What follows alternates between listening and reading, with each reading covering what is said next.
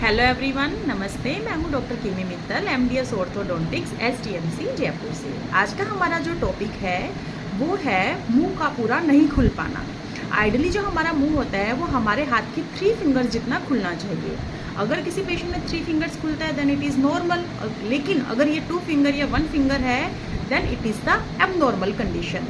इसके बहुत से कारण हो सकते हैं। जो इसका सबसे मुख्य कारण होता है वो होता है किसी भी दांत में इन्फेक्शन और बेसिकली अकल जाड़ में।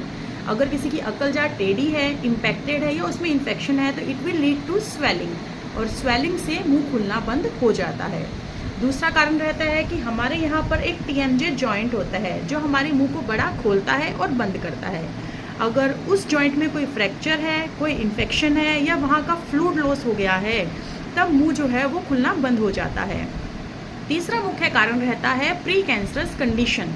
अगर किसी पेशेंट में लंबे समय से सुपारी या तंबाकू च्यू करने की हिस्ट्री रही है तो उसमें हमारी जो चीक्स होती है उसके अंदर की इलास्टिसिटी खत्म हो जाती है और ये फाइब्रस लेयर में चेंज हो जाती है, जिस कारण से मुंह बड़ा नहीं खुल पाता है।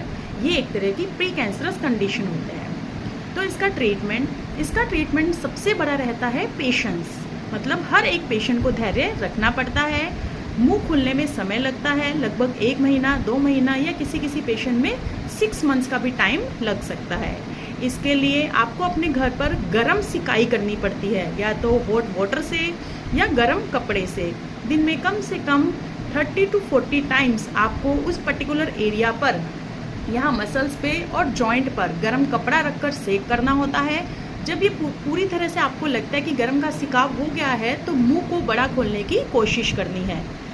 इस तरह से ये प्रक्रिया बार बार आपको करनी होती है। ये एक तरह की एक्सरसाइज होती है और यही सबसे बड़ा ट्रीटमेंट रहता है इस प्रोसीजर में। अदर देन दिस आपको अपने डेंटिस्ट के पास विजिट जरूर करना होता है, क्योंकि वो मल्टीपल काइंड ऑफ मेडिसिन आपको देते हैं। आपका इटियोलॉजिकल फैक्टर जो रीज़न है उसे डिस्क्राइब करता है, उस हिसाब से आपको दवाइयाँ देते हैं, that is pain killer, steroid, depend upon your condition. तो अगर आप भी इस समस्या से जूझ रहे हैं तो प्लीज़ अपने डेंटिस्ट से कॉन्टैक्ट कीजिए। Thank you.